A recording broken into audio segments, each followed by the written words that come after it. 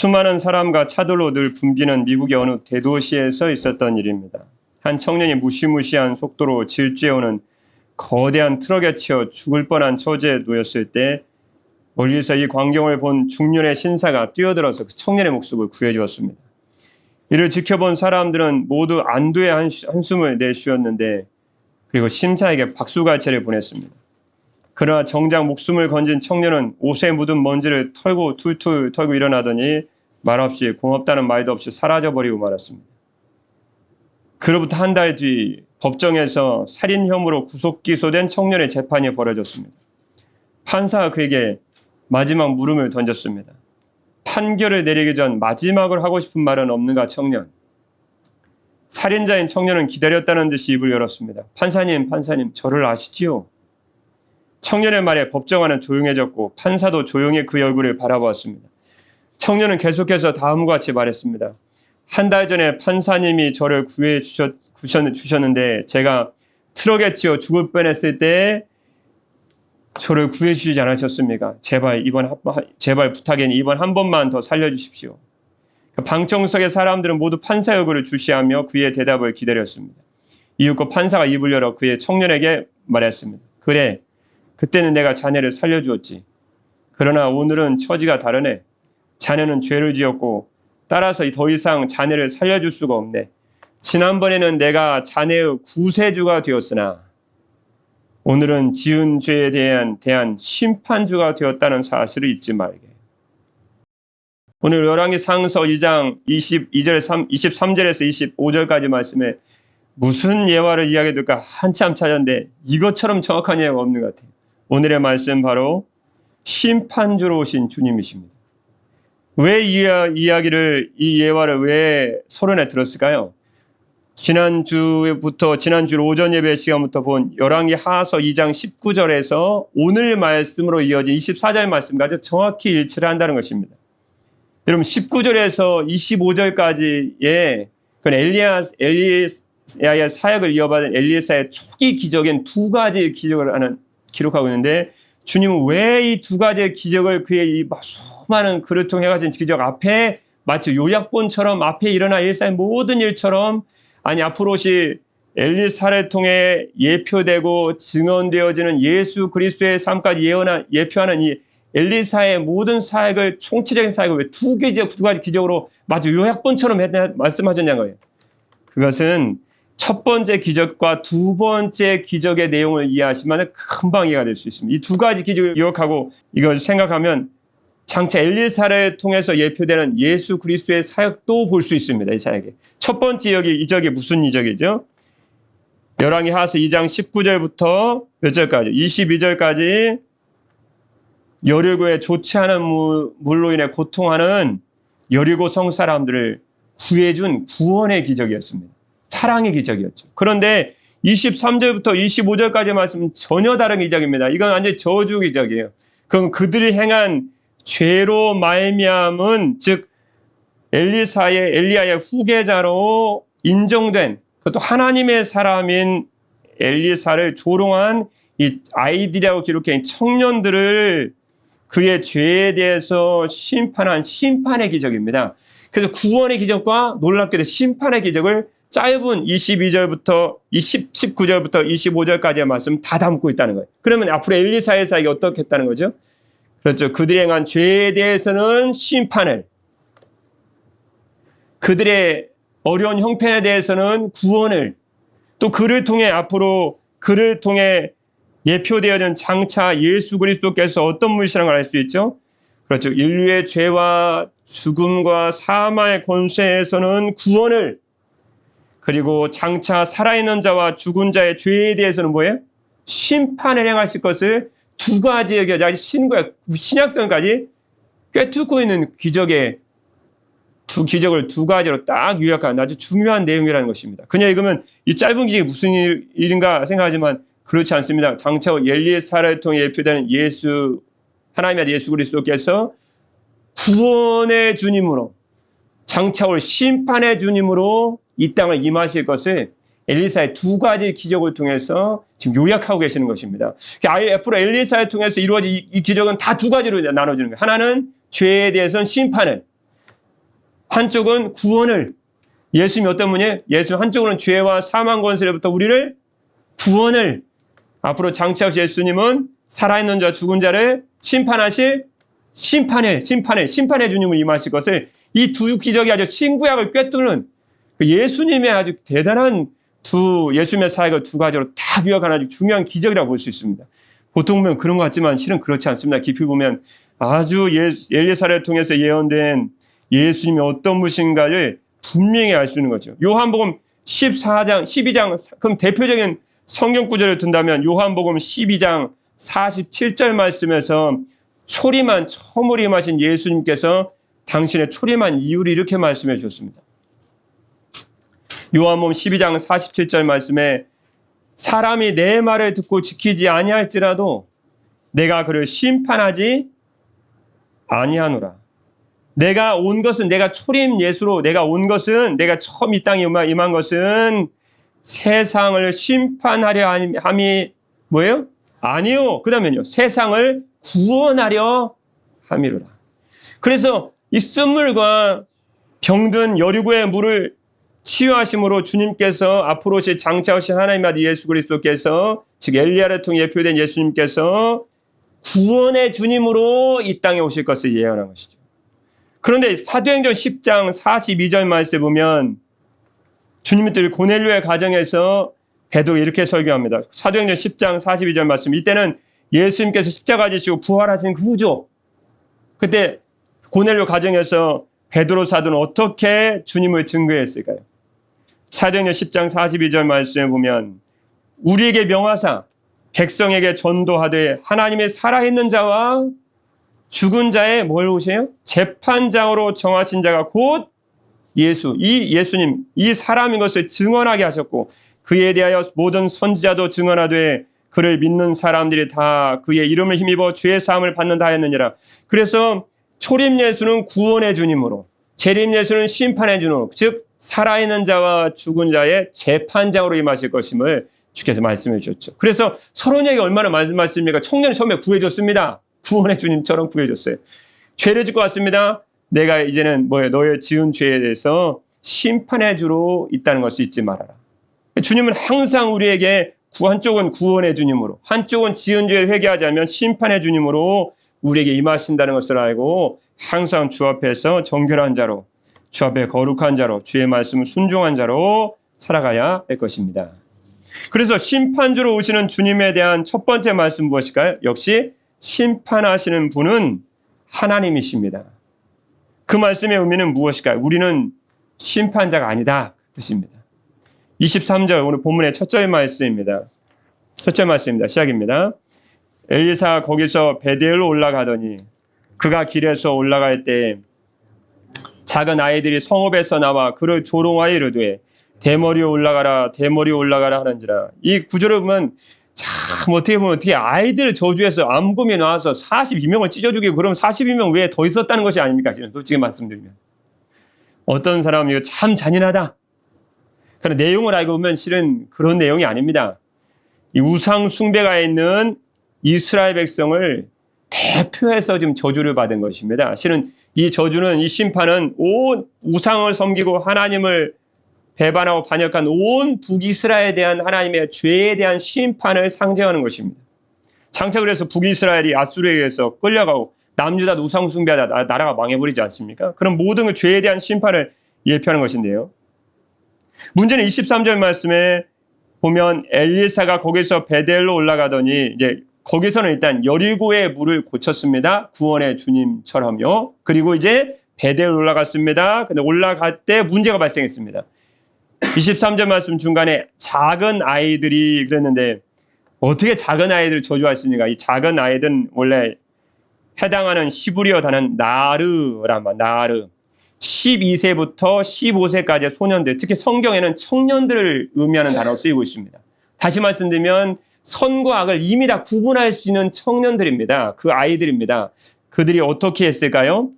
성읍에서 나와서 그를 조롱하여 이르되 엘리야의 선제 엘리야 후계자 된 엘리사를 막 조롱합니다. 대머리에 올라가라. 근데 굉장히 많은 수예요. 죽은 사람만 40명 정도인가 한 100명 됐나 봐요. 작당을 하고 나온 것 같아요. 아주 엘리사의 후계자로 엘리야가 이어받았다고 하는데 한번 가서 놀려주자. 그리고 작당을 한 것 같아요. 그건 하나님에 대한 모독이거든요. 왜냐하면 엘리사는 이미 엘리사의 제자들뿐만 아니고 사람들에게 엘리야의 기적과 능력을 받은 엘리야의 후계자임을 이미 다 인정받은 상황이었습니다. 그 앞에 2장 뒤에 말씀을 다 나옵니다. 그게. 그런데 그럼에도 불구하고 지금 엘리야의 후계자로 된 엘리사를 저주했다는 건 그를 후계자로 세우신 하나님에 대한 조롱이었습니다. 그건 왜 이런 일이 발생했느냐? 지금 북이스라엘에 충만한 게 뭐예요? 우상숭배거든요. 그러니까 어른들이 하도 우상숭배하는 영향이 이 청년들과 아이들까지 다 영향을 받아버린 거예요. 참 아이들 자라는 환경이 중요하다고 하지 않습니까? 그래서 어떻게 작은 아이라고 얘기하지만 실은 성경에서 말씀하시는 청년입니다. 창세기 4장 12절, 열왕기상서 3장 7절 말씀하면 청년들을 의미하는 것입니다. 선악을 다 분별할 수 있습니다. 뭐라고 저주했을까요? 대머리에 올라가라, 대머리 올라가라. 왜 올라가요? 대머리는 이제 엘리사가 아무래도 뒤쪽 머리가 없었던 것 같습니다. 엘리야는 털이 많은 사람이었잖아요. 그러니까 너 같은 게 어떻게 엘리야 후계자 되겠냐? 이렇게 비웃는 거거든요. 솔직히 말하면. 말씀드리면. 그리고 올라가라, 올라가라, 올라가라. 히브리어는 아래란 단어입니다. 아래가 뭘까요? 실은 아래, 우리말 아래 같지만 실은 전혀 반대 의미 갖고 있습니다. 높이 오르다. 명령형입니다. 이것은 엘리야 선지자가 회오리 바람을 타고 승천했지 않습니까? 올라갔지 않습니까? 그걸 엘리사와 그의 제자들이 얘기했던 것 같습니다. 너 같은 게 무슨 엘리야 후계자냐? 너도 올라가라, 너도 올라가라. 그래서 대부분의 성경 말씀 보면 엘리사의 대머리야 꺼져라, 대머리야 꺼져라. 그렇게 번역해요. 뭐 공동번, 현대인의 성경 세 번이나 다 그렇게 번역했어요. 번역을 좀 그래서 봤는데 그런 의미예요. 실은 아주 엘리사를 조롱하는 의미입니다. 다시 말씀드리면 엘리사를 선지자로 세우신 하나님에 대한 모독이고 조롱이었습니다. 그래서 이 우상 숭배를 대표되는 북이스라엘과 그 어른들의 영향을 받은 아이들까지 지금 전부 다 우상 숭배에 찌들어버린 그들에게 주님은 가만 계실 수 없으시죠. 왜냐 엘리사의 하나님이 세우신 권위가 무너지면 북이스라엘 하나님께로 돌이킬 수가 없거든요. 그래서 주님께서 24절 말씀처럼 24절입니다. 엘리사가 뒤로 돌이켜 그들을 보고 여호와 이름으로 저주하며 심판이 임했습니다. 그 수풀에서 암곰 둘이 나와서 아이들 중에 42명을 찢었더라. 아까도 말씀드렸지만 결국은 범죄하고 우상숭배한 북이스라엘에 대한 심판을 상징하는 의미가 아주 크고요. 42명을 찢은 걸로 봐서 이미 그들은 성읍을 나오기 전부터 엘리야의 후계자가 된 엘리사를 조롱하기로 아주 작당을 하고 나온 것 같습니다. 그래서 거기에 대해서 하나님의 권위가 있다는 모독을 받았기 때문에요. 엘리사는 가만히 있을 수가 없는 상황이었습니다. 여러분, 때로는 구원과 사랑의 메시지가 필요하지만 때로는 심판의 메시지가 필요한 이유가 바로 여기 있는 것입니다. 하나님의 권위가 서야 되거든요. 권위가. 그래서 엘리사가 저주함으로 결국은 이 아이들의 저주가 결국 나중에 북이스라엘에 대한 죄에 대한 특히 우상 숭배에 대한 심판의 열명과 단면을 분명히 보여주는 그들이 심판받을 것에 대한 상징적인 의미를 가지고 있습니다. 그래서 디모데 후서 4장 1절 말씀에 보면 하나님 앞과 살아있는 자와 죽은 자를 심판하실 그리스도 예수 앞에서 그가 나타나실 것과 그의 나라를 두고 엄히 명하노니 너는 말씀을 전파하라 이렇게 말씀해 주셨죠. 사도행전 10장 42절 말씀에다 잠시 전에 읽어드렸죠. 우리에게 명하사 백성에게 전도하되 하나님이 살아있는 자와 죽은 자의 재판장으로 정하실 자가 곧 이 사람인 것을 증언하게 하셨고 요한복음 5장 22절 말씀에 보면 주님 말씀해 주시죠. 요한복음 5장 22절 말씀에 아버지께서 아무도 심판하지 아니하시고 심판을 다 아들 예수님이시죠. 다 아들에게 맡기셨으니 이는 모든 사람으로 아버지를 공경하는 것 같이 아들을 공경하게 하려 하심이라. 그래서 장차올 인류를 심판하실 주님은 누구시라는 걸 알 수 있죠. 하나님의 아들 우리 주 예수 그리스도시라는 것을 분명히 알 수 있는 말씀입니다. 그럼 심판주로 오시는 주님에 대한 오늘 말씀에서 두 번째 말씀 무엇일까요? 주님은 뭐에 대해서 심판하실까요? 지금 엘리사의 이 저주의 사건은 장차올 인류를 심판하실 살아있는 자와 죽은 자의 심판자로 재판장으로 오실 예수님에 대한 예표의 사건이라고 분명히 말씀드렸죠. 거기가 초점이거든요. 그러면 심판주로 오시는 주님은 무엇을 가지고 심판하시냐는 거예요. 뭘 심판하실까요? 바로 저와 여러분이 그 주님의 심판대 앞에 서야 되기 때문에 여기에 대한 말씀, 오늘 말씀에 실은 포인트 초점입니다.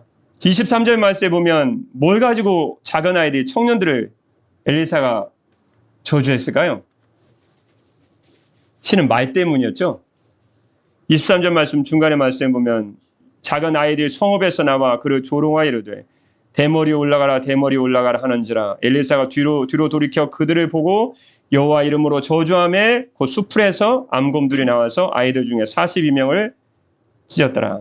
그러니까 주님은 심판주로 오시는 주님에 대한 오늘 말씀이었어요. 두 번째 말씀은 주님은 우리의 말과 행동에 대해서 심판하십니다. 근데 여기에 대해서 많은 신앙인들이 오해도 하고 신앙생활 하는데 많이 참고를 안 하시는 것 같아요. 성경 굉장히 구체적이거든요. 그냥 내가 신앙생활 하면서 주일날 썬데이 크리스천처럼 교회만 왔다 갔다 하고 예배당 왔다 갔다 하고 그러면 되는 줄 안다고요. 성경은 그렇게 추상적으로 말씀하지 않습니다. 기도가 중요하지만 기도만 좀 하면 내가 뭐 구원을 받고 내가 좀 교회에서 봉사 좀 하면 내가 구원을 받고 그렇게 착각하는 성도들이 너무 많은 것 같은데 실은 그렇지 않습니다. 말씀을 쭉 보면 주님 무엇에 대해서 심판하시는가? 말과 우리가 행한 행동에 대해서 분명히 주님은 심판하시는 줄 믿습니다. 마태복음 12장 37절 말씀에 보면 나오죠. 마태복음 12장 37절 말씀에 그 말이 어디 나와 있습니까? 마태복음 12장 37절 말씀에 분명히 나와 있습니다. 내 말로 의롭다함을 받고 내 말로 정죄함을 받으리라. 무슨 말씀일까요? 내가 한 말에 따라서 너는 무죄의 선고를 받기도 하고 내가 한 말에 따라서 뭘 받게 돼요? 유죄의 선고를 받기도 할 것입니다. 여러분 성경 말씀은 결코 간과하고 가볍게 보시면 안 됩니다. 왜냐하면 주께서 하신 말씀, 주님이 하신 말씀대로 우리를 심판하신다고 그러셨는데 주의 말씀에 뭐라고 말씀해 주셨냐면 내 말로 무죄 선고로, 내 말로 유죄 선고를 받을 거라고 말씀해 주셨거든요. 그러면 어제 우리가 한 말이 뜨끔뜨끔 거리죠. 왜냐하면 우리가 한 말이 다 나중에 우리를 심판한다는 거예요. 그게 말로. 그런데 잘 보면 말은 없어지는 것 같지 않습니까? 그런데 실은 저희 아이들 초등학교 때 아주 오래전에 뭐 야구하고 운동회 때 하는 거 다 지금 녹화된 게 있습니다. 동영상에. 틀어보면 다 나와요. 무슨 말 했는지. 하물며 이 땅에서 과학자도 그렇다고 하지 않습니까? 우리가 한 말을 이게 사람마다 틀기 때문에 어느 순간에 보면 다 이게 저장하고 재생산이 가능하다는 거예요. 지금도 뭐 핸드폰 갖다만 찍어도 다 나오지 않습니까? 결국 우리가 한 말에 따라서 정죄함을 받기도 하고 우리가 한 말에 따라서 옳은 사람으로 인정을 받기도 하기 때문에 늘 말에 주의해야 돼. 조심하고 우리는 주의하고 살아가야 됩니다. 잘못 말한 것은요. 회개해서 지워야 됩니다. 반드시 그런 작업이 필요합니다. 그래서 전도서 5장 2절 말씀에 보면 주님이 이렇게 말씀해 주셨죠. 전도서 5장 2절 말씀에 너는 하나님 앞에서 함부로 입을 열지 말며 급한 마음으로 말을 내지 말라. 하나님은 하늘에 계시고 너는 땅에 있음이니라. 그런지 뭐라고 말씀해 주셨을까요? 그런즉 마땅히 말을 적게 할 것이라. 다 이유가 있으십니다. 심판날에 이거 한 말에 따라서 자기가 심판을 받아야 되기 때문에 말을 적게 할 수밖에 없어요. 많이 하면 실수가 많으니까요. 무슨 말을 많이 해야 될까는 뒤에 나옵니다. 오늘 말씀 뒤에요. 에베소서 4장 29절 말씀에 보면 무릇 더러운 말은 너 입 밖에도 내지 말고 오직 덕을 세우는데 소용되는 대로 선한 말하여 듣는 자들에게 뭘 끼쳐요? 은혜를 끼치게 하라. 주님 말씀해 주셨습니다. 그럼 주님께서 우리를 행한 대로 이제 심판했을 텐데요. 그럼 어떻게 행하라고 성경 말씀은 기록해 놓으셨을까요? 분명히 성경 말씀 나와 있습니다. 고린도전서 3장 10절 말씀에 보면 고린도 교회 성도들은 육신에 속하여 세상 사람들 같이 살았어요. 교회를 다니는데도 불구하고요. 그런 사람도 있을 것이 아닙니까? 대부분 주의 말씀대로 사실 것이지만요. 그때 주님은 고린도전서 3장 10절에서 세상 사람들과 구분되지 않는 삶을 살아가는 고린도 교회 성도들에게 주님은 지혜로운 건축자와 같은 삶을 말씀하셨습니다. 지혜로운 건축자 같은 삶을 사는 사람은 심판날에 주께서 칭찬받을 것이라고 말씀해 주셨거든요. 그러면 지혜로운 건축자 같은 삶은 어떤 사람인가? 그 사람은 고린도전서 12장에서 3장 12절에 13절 말씀 쭉 보면 금이나 은이나 보석으로 집을 짓는 사람으로 비유하고 있습니다. 그러니까 비유라는 뜻은 금이나 은이나 보석, 세상적인 보석으로 집을 지으라는 뜻, 인생이란 집을 지으라는 것이 아니고 금이나 은이나 보석 같은 재료로 너 인생의 집을 지으라고 주님 말씀해 주시는 것이거든요. 할렐루야. 믿으시죠? 그러면 금이나 은이나 보석 같은 우리 인생을 지어야 될 신앙의 신앙의 집인데 그것이 지을 재료가 뭐냐? 금이나 은이나 보석. 첫 번째 금 같은 재료는 다 성경 말씀 나와 있습니다. 고린도전서 3장 같은 장에 다 나와 있습니다. 고린도전서 3장 7절 말씀에 금 같은 재료는 무엇인가? 하나님만을 자랑하는 것이다. 그 말씀이 고린도전서 3장 7절 말씀 나와 있습니다. 그런즉 분명히 구절을 해드리겠습니다. 3장 7절 말씀이에요. 그런즉 심는 이나 물 주는 이는 아무것도 아니로되 오직 자라게 하시는 이는 하나님뿐이니라. 자신의 삶을 정해 보십시오. 그런즉 심는 이나 물 주는 이는 아무것도 아니로되 오직 자라게 하시는 분 누구세요? 하나님이시라는 거예요. 21절 말씀에 보면요. 그런즉 누구든지 사람을 자랑하지 말라. 만물이 다 너희 것임이라. 그럼 무슨 말씀이에요? 고린도전서 3장 7절과 21절 말씀을 종합해 보면 누구를 자랑하라는, 사람을 자랑하지 말고 그럼 누구 자랑하세요? 자라게 하시는 하나님만을 자랑하고 살아라. 그게 금 같은 재료예요. 금 같은 재료. 그러니까 신앙의 첫 번째 금 같은 재료는 무엇인가? 그건 하나님만을 자랑하는 것입니다. 그건 금이에요. 재료가 금이에요. 금. 아주 이거 비교가 되는 게 없어요. 그 명품 중에도 넘사벽이라는 게 있잖아요. 넘사벽. 넘을 수 없는, 쳐다보지도 못하는 그런 명품들이 있어요. 그건 우리는 뭐 그런 거 아무것도 중요하게 생각하지 않으니까. 그러면 신앙에서의 넘사벽은 누구냐면 하나님만을 자랑하는 것. 그것이 인생의 금 같은 재료라는 것입니다. 참 귀한 말씀 주셨습니다. 그래서 빌립보서 3장 3절 말씀에 보면 또 주님의 사람 사도 바울이 이렇게 얘기합니다. 금 같은 재료를 얘기합니다. 빌33 잊어먹지도 않습니다. 하나님의 성령으로 봉사하며 그리스도 예수로 자랑하고 육체를 신뢰하지 아니하는 우리가 곧 구원받은 하나님의 사람이 탈례파다. 여러분 영적으로 하나님의 구원받은 백성, 하나님의 영적으로 거듭난 백성 어떤 백성입니까? 성령으로 봉사하고 그리스도 예수를 자랑하고, 그 말이에요. 그리스도 예수로 자랑한다는 말씀은 공동번역에 보면 그리스도 예수를 자랑하며 육체를 신뢰하지 않는다. 세속적인 것에 의지하지 않는 우리야말로 진정한 영적으로 거듭난 진정한 할례를 받은 사람들입니다. 고린도전서 10장 31절 말씀에 보면 잘 들으셔야 됩니다. 지금 이걸 재료를 잘 사용해야 됩니다. 그런즉 너희가 먹든지 마시든지 무엇을 하든지 다 하나님의 뭘 위해서요? 영광을 위하여 하라. 그래서 성경 말씀에 보면 금 같은 재료는 하나밖에 없습니다. 그건 하나님의 영광을 위해서 사는 삶, 즉 하나님만을 자랑하는 삶입니다. 여기서 조심해야 될 것은 이게 아니면 뭐 같은 삶이 돼요? 이제는 고린도전서 3장 12절 말씀처럼 주님의 심판과 재림에 내려갔을 때 주님이 심판과 재림의 불을 몰고 갔을 때 다 터버릴 풀이나 나무나 풀이나 집 같은 걸로 신앙이란 자기 집을 세우고 있는 거예요, 지금. 그건 굉장히 위험한 거거든요. 그러면 두 번째, 저와 여러분이 주님의 심판과 재림에 대해 칭찬받고 인정받을 금이나 은이나 보석 같은 신앙의 집 중에 이 지혜로운 건축자는 이렇게 짓는데요. 그러면 은 같은 재료는 무엇인가? 짜자잔, 은 같은 재료 두 번째입니다. 그것은 11절 말씀, 고린도전서 3장 11절 말씀에 이 닦아둔 것 외에 능히 다른 터를 닦아둘 자가 없으니 이 터 누구세요? 이 터는 곧 예수 그리스도라. 여러분 두 번째 은 같은 재료가 있습니다. 우리 신앙의 집을 반드시 예수 그리스도라는 신앙의 터 위에 세워야 됩니다. 그러면 안 세우는 사람은 어떤 사람인가? 안 세우는 사람은 자기 생각에 세운 거예요. 자기 생각에. 의외로 신앙인들 중에 많은 사람 그렇지 않다고 쳐도, 많은 사람 그렇지 않다고 생각해도 많은 사람 자신의 신앙과 자기의 생각을 가지고 신앙생활하는 사람이 의외로 많습니다. 들으면 이상해요. 이상해. 뭐가 이상하냐면 하나님의 말씀에 기초가 없어요. 그냥 자기 생각이에요. 자기 생각, 자기 믿음. 그러니까 자기가 갖고 있는 생각이에요. 그러니까 들으면 이상해. 하나님의 말씀은 아닌데 어디서 많이 들어본 것 같아. 그 이상한 거예요. 그게 뭔가 이상해. 들어보면 뭐가 이상하지? 뭐가 이상하지? 보면 하나님의 말씀이라는 기반이 없는 거예요. 그냥 예수 그리스도라는 터 위에 내 신앙을 세워야 되는데 그게 은 같은 재료인데 이게 아닌 거예요. 그냥 자기 생각, 자기 믿음이에요. 그러니까 어디 순간에 그냥 들은 거예요. 그냥 어렸을 때부터. 그러니까 근거가 어디냐? 몰라요. 본인도 모르는데 그냥 누가 말한 거예요. 이건 굉장히 위험한 것입니다.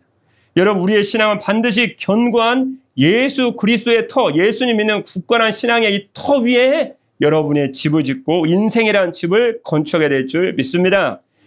고린도전서 3장 11절 말씀 얼마나 맞는 말씀입니까? 이 닦아둔 것 외에 능히 다른 터를 닦아줄 자가 없으니 이 터는 곧 예수 그리스도라. 에베소서 2장 20절 말씀에 또 사도 바울을 통해 주님이 이렇게 말씀해 주셨습니다. 에베소서 2장 20절 말씀에 너희는 사도들과 선지자들의 터 위에 세우심을 입은 자라. 그리스도 예수께서 친히 모퉁이 돌이 되셨느니라. 여러분, 사도들과 선지자들의 터, 그들이 언제 우리의 터 섰나요? 그들이 전한 복음을 말합니다. 그들이 전한 예수 그리스도를 말씀합니다. 그들이 전한 우리 예수 그리스도의 말씀을 의미합니다. 그래서 그들이 전한 복음 위에, 그들이 전한 이 생명의 예수님 위에, 그들 예수 그리스도의 터 위에, 모퉁이 돌이 된 예수님 위에 우리 신앙을 건축하라고 성경은 기록하고 있는 줄 믿습니다. 마태복음 16장 16절 말씀에 시몬 베드로가 대답하여 이르되 주는 그리스도시요 살아계신 하나님의 아들이시니이다. 예수께서 뭐라고 말씀해 주셨을까요? 바요나 시몬아 내가 복이 있도다. 이를 내게 알게 하니는 혈육이 아니요 하늘에 계신 내 아버지시니라. 그러면 예수 그리스도란 터가 도대체 무엇이냐면 그건 예수 그리스도를 향한 우리의 신앙 고백을 말씀합니다. 그럼 예수님을 향한 신앙 고백이 무엇인가? 두 가지입니다. 마태복음 16장 16절 방금 읽었던 시몬 베드로 고백처럼 주님은 그리스도이십니다. 주님은 살아계신 하나님의 아들이십니다. 이 예수 그리스도에 대한 신앙의 고백 위에 여러분이 서 있는 것을 예수 그리스도라는 터 위에 서 있다. 성경은 기록하고 있는 줄 믿습니다. 예수님은 그리스도이십니다. 예수님은 그리스도이십니다. 주님은 우리를 저와 여러분을 죄에서 구원하시 그리스도 구원자이십니다. 여러분 우리의 그 터에 지금 견고히 서 있지 않습니까? 예수님 누구십니까? 예수님은 하나님의 아들이십니다. 예수님은 하나님의 아들이십니다. 예수님 하나님의 아들이십니다. 그 예수 그리스도라는 터 위에 그 신앙 고백 위에 이 두 가지 고백 위에 여러분이 서 계시면 여러분 견고한 예수 그리스도 터 위에 여러분의 신앙의 집을 짓고 계신 줄 믿습니다. 아니라면 널어야 되고 맞다면 세상 사람 말로 좀 길하면 그게 맞다면 여러분 지금 거기에 계속 견고한 신앙의 집을 세워나가야 됩니다. 세 번째 은 같은 재료가 있습니다. 은 같은 재료. 금은 하나님 자랑이요. 두 번째 예수 그리스도라는 터, 믿음의 고백이라는 터요. 세 번째 은 같은 재료는 바로 참 성삼위 하나님 다 나오셨네. 성부 하나님, 성령 하나님, 성자 하나님, 성령 하나님 다 나오셨네. 세 번째 성령만을 쫓아 살아가는 것이다. 그 말씀 어디 있을까요? 역시 고린도전서 3장 16절 말씀입니다. 우리 성경을 떠나서 얘기하지 않습니다. 고린도전서 3장 16절 말씀에 아주 유명한 구절 나오죠.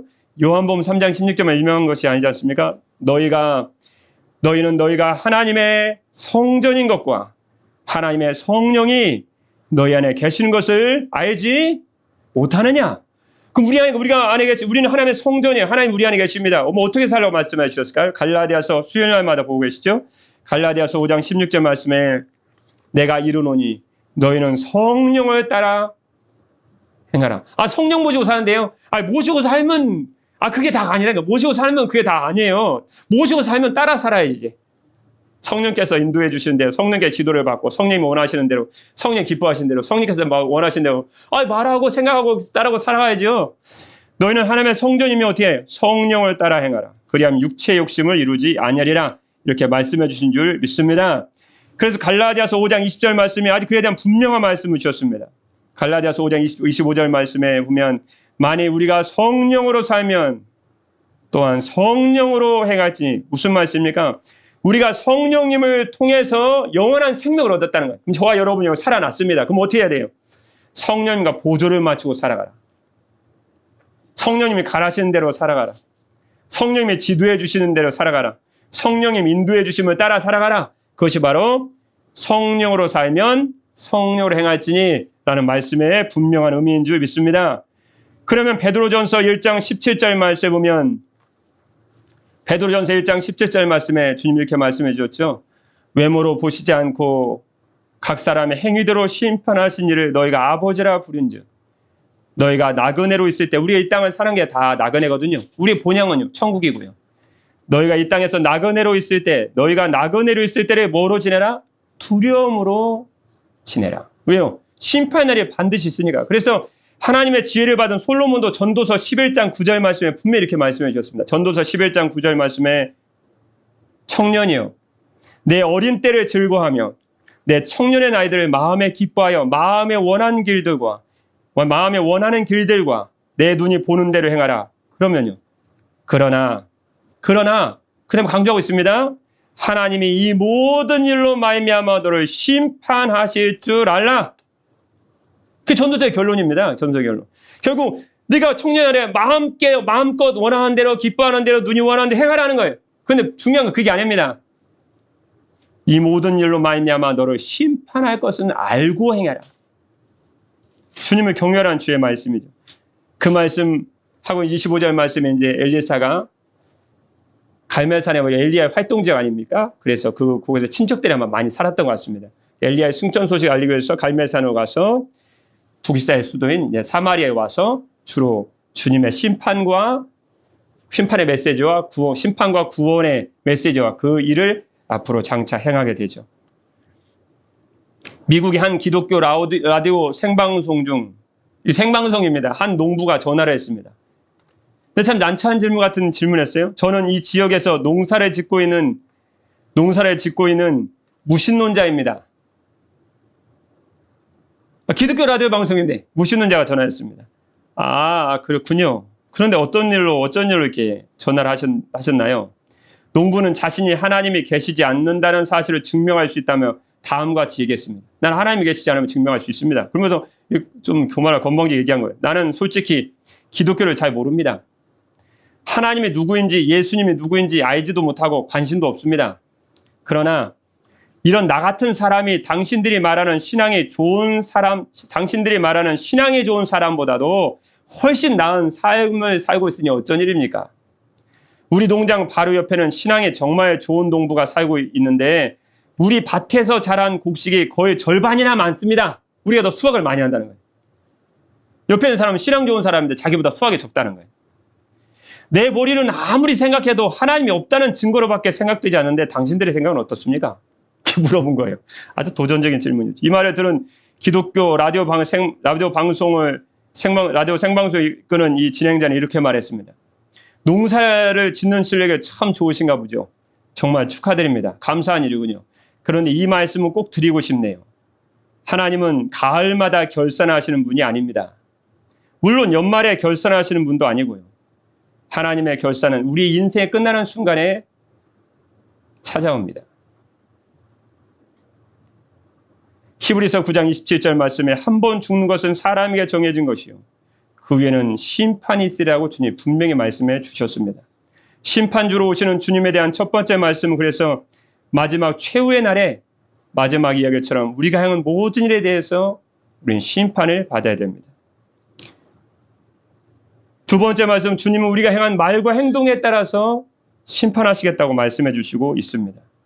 오늘 하루도 다른 사람들의 말과 행동에 대해 관용하고 지혜로운 건축자같이 예수 그리스도라는 터 위에 자신의 인생이라는 집을 건축하며 하나님 말을 자랑하고 성령님 말을 쫓아 살아가시는 지혜로운 자의 삶을 살아가심으로 장차 임하실 살아있는 자와 죽은 자로 심판주로 다시 재림하시는 주님께 큰 칭찬과 인정을 받으시는 지혜로운 건축자와 같은 삶을 살아가시기를 주님의 이름으로 축복합니다. 기도하겠습니다. 살아계신 우리 주 하나님 아버지, 우리 행함과 말에 대해서 모든 것을 심판하실 분은 우리 주 예수님밖에 없는 줄 믿습니다. 사랑의 주 하나님 아버지, 관용의 마음을 주옵소서. 지혜로운 건축자같이 예수 그리스도라는 터 위에 우리 인생을 건축하고 하나님만을 자랑하며 성령님만을 주는 저희가 되기를 간절히 기도합니다. 살아계신 우리 주 하나님 아버지, 그래서 다시 오실 주님 앞에서 재림주로 오신 심판주로 오신 예수님 앞에서 큰 칭찬과 인정을 받는 지혜로운 건축자 같은 저희 인생이 될 수 있도록 축복하여 주옵소서. 살아있는 자와 죽은 자를 재판하실 주 예수 그리스도의 이름으로 기도드립니다. 아멘.